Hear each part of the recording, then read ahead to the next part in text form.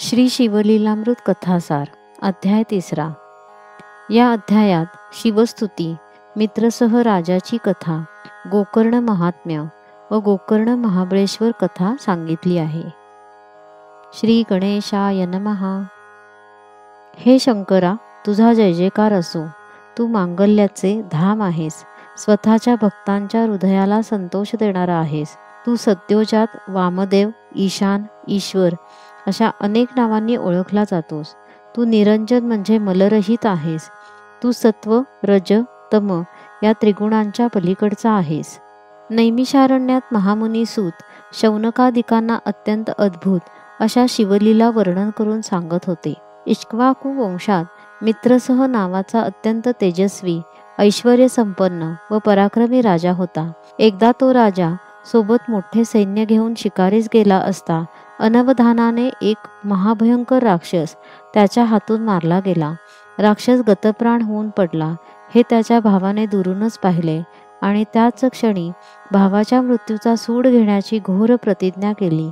बंधूच्या मृत्यूने शोकाकुल झालेल्या राक्षसाने मायेने आचार्याचे रूप धारण केले आणि राजाच्या स्वयंपाकघरात आचारी म्हणून प्रवेश केला.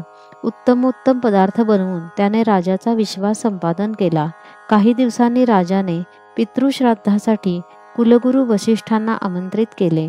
राजाला धडा शिकवण्यासाठी आचारी रूपातील राक्षसाने अन्नात नरमांस शिजवून मिसळले. अन्नग्रहणाच्या वेळी त्रिकालज्ञानी वसिष्ठांना हे समजले. आचार्याच्या काटकारस्थानाबद्दल त्याने राजालाच दोषी ठरवले. त्यांनी संतापाने राजाला राक्षस होण्याचा शाप दिला. अकारण राक्षसाच्या कृत्यासाठी आपल्याला जबाबदार धरून गुरूंनी शाप दिला म्हणून राजानेही क्रोधित होऊन उलट त्यांना शाप देण्यासाठी हातात जल घेतले. पण राणी दमयंतीने त्यांना अडवले. तेव्हा हातात घेतलेले जल त्याने स्वतःच्या पायावर ओतले. त्याच क्षणी राजाचे दोन्ही पाय काळे पडले व त्यामुळे त्याचे कल्माशपाद असे नाव पडले. वसिष्ठांनीही आधीचा सर्व वृत्तांत जाणून दयाबुद्धीने राजाला तो 12 वर्षांनी राक्षस योनीतून मुक्त होईल असा उशाप दिला. राजा राक्षस होऊन अरण्यात फिरू लागला. एके दिवशी भुकेलेला असताना त्याने एका ब्राह्मण पुत्रास पाहिले व त्यास खाण्यासाठी पकडले. ब्राह्मणाच्या पत्नीने करुण स्वरांनी त्याला जीवनदान देण्याची विनंती केली, पण राजाला तिची दया आली नाही. ती ब्राह्मणी आक्रोश करीत असताना त्याने तिच्या समोरच तिच्या पतीला खाऊन टाकले. संतापाने आणि शोकाने ब्राह्मण पत्नीने राजाला शाप दिला. शापमुक्त होऊन तू पुन्हा राजा झालास की कोणत्याही स्त्रीशी संग करतात तुझे प्राण निघून जातील.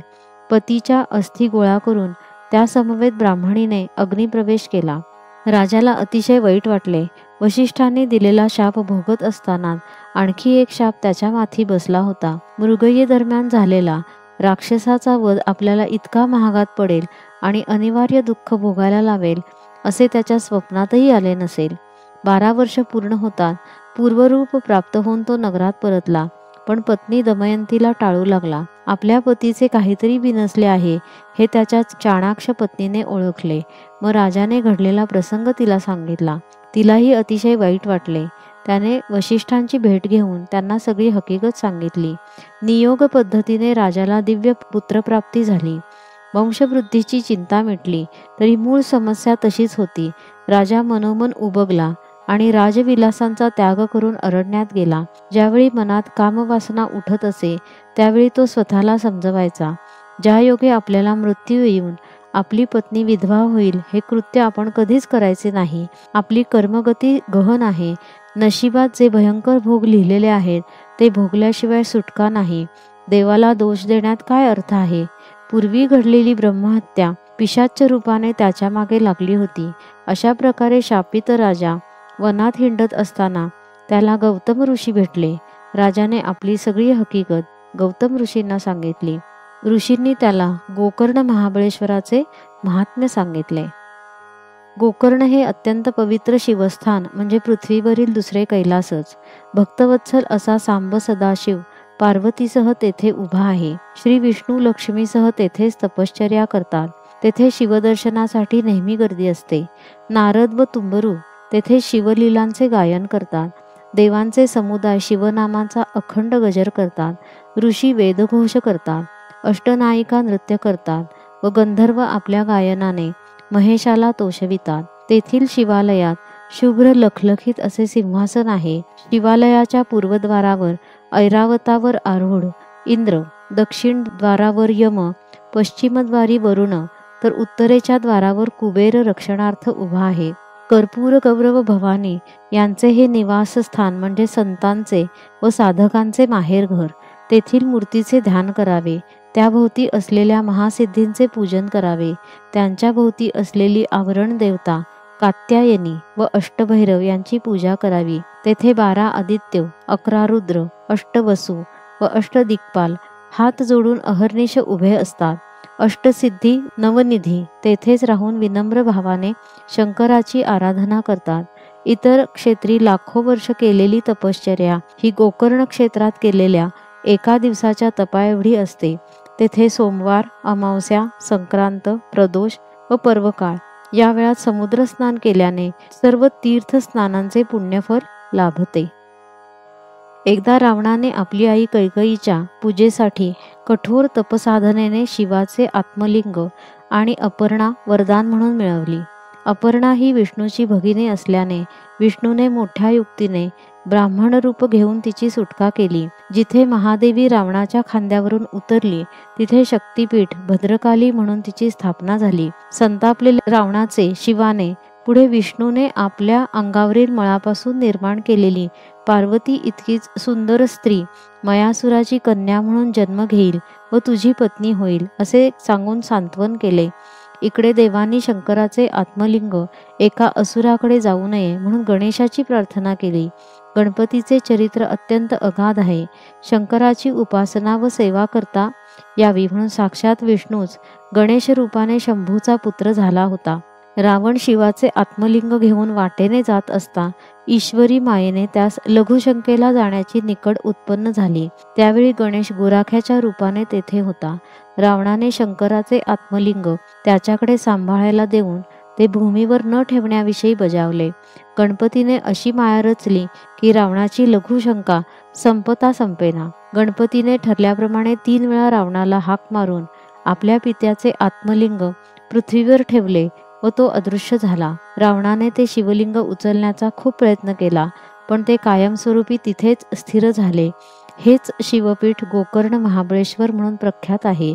रावण आणि त्याची आई आणि त्यांचे बंधू तेथेच शिवपूजन करू लागले. इंद्रजितासारखा पराक्रमी पुत्र, 18 अवोक्षणी इतका सैन्यभार, अपरंपार संपत्ती, सर्व प्रकारचे ऐश्वर या सर्व गोष्टी रावणाला श्री क्षेत्र गोकर्ण महाबळेश्वर येथे शिव अनुष्ठान केल्यामुळे प्राप्त झाल्या. गौतम ऋषींनी राजाला अजून एक गोष्ट सांगितली. अरण्यात त्यांना एक चांडाळ स्त्री दिसली. ती अत्यंत कुरूप व जन्मांध होती. तिचे मरण जवळ आले होते. इतक्यात तिला नेण्यासाठी एक दिव्य विमान आले. शिवाने पाठवलेले ते विमान पाहून गौतमांना आश्चर्य वाटले व त्यांनी शिवदूतांना याबाबत विचारणा केली. त्यांनी तिचा पूर्व वृत्तांत असा सांगितला. पूर्वजन्मी ही चांडाळ स्त्री अत्यंत रूपवान ब्राह्मण कन्या होती. तिचे नाव सुमित्रा असे होते. तिच्या पित्याने तिचे वयात येताच लग्न लावून दिले पण दुर्भाग्यवश तिला वैधव्य आले. शारीरिक भुकेसाठी ती वाममार्गाला लागली. पित्याने खूप समजावले पण तिने काही ऐकून घेतले नाही. शेवटी कंटाळलेल्या ब्राह्मणाने तिला घराबाहेर काढले. दुसऱ्या प्रांतातील एका श्रीमंत क्षुद्राबरोबर तिचे लग्न केले. त्याच्या घरी मद्यमांसाला तोटा नव्हता. तीही मांसभक्षण व मद्यपान करू लागली. एकदा नशेतच बोकड समजून तिने वासरू कापले व हे लक्षात येताच ती शिव शिव करून ओरडली. कुकर्मे केल्यामुळे यमदूतांनी तिला अनंत यातना दिल्या. फक्त एकदा वासरू मारल्यावर शिव शिव म्हटल्यामुळे पुढील जन्मात ती अन्य पशूंच्या जन्मास न जाता चांडाळीन झाली. पण ती जन्मांध व अनाथ होती. कुष्ठरोगही झाल्याने तिला जीव नकोसा झाला होता. एके दिवशी शिवरात्रीच्या पर्वकाळी शिवदर्शनास निघालेल्या शिवभक्तांच्या मागून ती गोकर्ण क्षेत्रास निघाली. तिथे गेल्यावर भद्रकालीच्या देवळाजवळ बसून ती भीक मागू लागली. प्रदक्षिणा करणाऱ्या एका शिवभक्ताने तिच्या हातावर बेलाचे पान ठेवले. हा खाण्याचा पदार्थ नाही असे समजून तिने रागाने ते दूर फेकले. ते बेलपत्र वाऱ्याने उडून शिवलिंगावर पडले.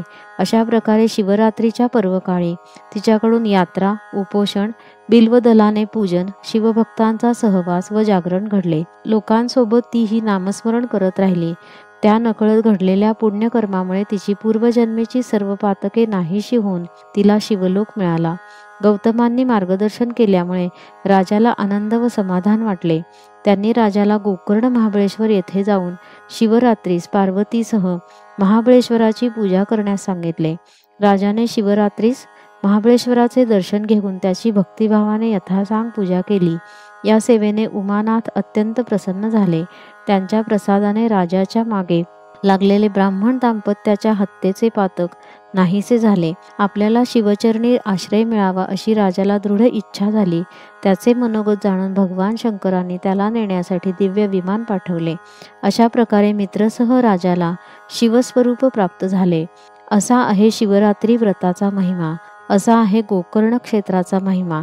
तिथे शिवाचे आत्मलिंग दीनपतितांच्या उद्धारासाठी सदैव अधिष्ठित आहे.